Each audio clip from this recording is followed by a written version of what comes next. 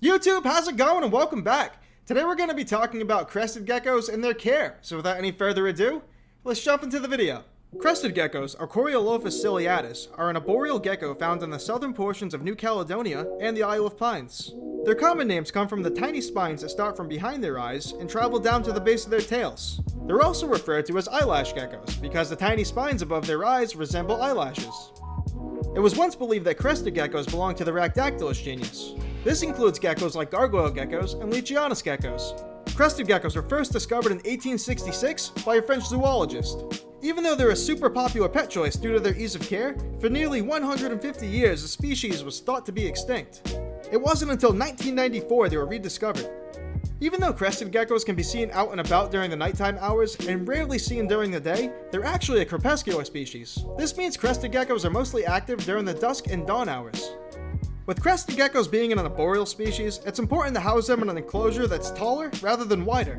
Crested geckos can vary in size. While they typically stay around 8 to 9 inches, larger individuals can grow up to 10 inches. I'd recommend housing adults in an 18 by 18 by 24 front opening enclosure. A 12 by 12 by 18 front opening enclosure will work for juvenile geckos. You can house 2 adult geckos together as long as it's not 2 males. When housing multiple geckos, make sure there are plenty of hides and branches. I personally love using cork rounds. They act as a climbing surface for the gecko, and they also act as hides. Since crested geckos climb on glass and can stick to any surface, this species will literally use every square inch of their tank. A bioactive setup can be beneficial and low maintenance for this species. I personally use a good jungle mix substrate and sphagnum moss to help keep the humidity up. Live plants in the enclosure will also help keep the humidity up. The tank's overall humidity should be kept around 65 to 80%. A good misting twice a day will help achieve this. Humidity drops are a natural occurrence in the wild. As long as the humidity stays roughly between these ranges, your gecko will be okay. I mist my gecko's enclosure before I go to work and at nighttime before I shut the lights off. Once I shut the lights off, the geckos will come out and drink the water off the glass and other surfaces of the tank. Providing a proper heat gradient is essential for crested geckos. The very top of the tank should be kept around 78 degrees Fahrenheit. Using a proper sized heat bulb according to the room's temperature will help achieve this. Temperatures above 80 degrees Fahrenheit are less than ideal and should be adjusted. Either safely hoist a light fixture above the tank or use a lower wattage bulb.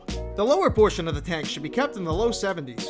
While there are no UVB specifications for this species, a 5.0 jungle UVB at an appropriate distance away could be beneficial. In the wild, crested geckos eat insects, pollen, seeds, and fruit on the ground. In captivity, they should be mainly fed crested gecko diet. There are a variety of brands and flavors depending on what your individual gecko likes. These formulas provide all the vitamins, minerals, and proteins that are essential for your gecko's survival. This should be fed to them every other day, preferably on feeding ledges above the substrate. If you have crested geckos housed in an extremely large enclosure, it's a good idea to have multiple feeding ledges so they can easily find their food. Feeder insects like mealworms, dubia roaches, and crickets can be fed to them once a week. Your feeders should be vitamin and calcium dusted every feeding.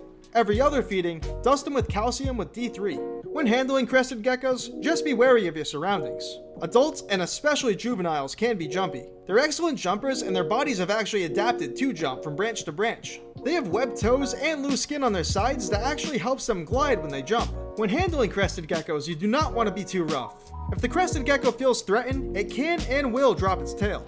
Sometimes even thunder from thunderstorms can cause a crested gecko to drop its tail. Even though their tails are prehensile and it helps them grab onto things when they climb, if they drop their tail, it will not affect the longevity of the gecko's life. Something to keep in mind before buying a crested gecko, they have the potential to live up to 20 years, so make sure it's the right pet for you. So, there you guys have it. That is my 2024 rendition of a Crested Gecko Care Guide. Now, as of today's date, Friday, April 5th, 2024, all this information is modern, all this information is up to date. Now, with that being said, don't just go and watch this one video and buy a crested gecko. Do your own research. Make sure you have every piece of information that you can give this crested gecko the best potential life that it could possibly have, because they're going to have it for quite some time. Now, with that being said, I appreciate you watching the video. If you guys want to support the channel, smash that subscribe button. Thank you very much, and I'll see you guys in the next one.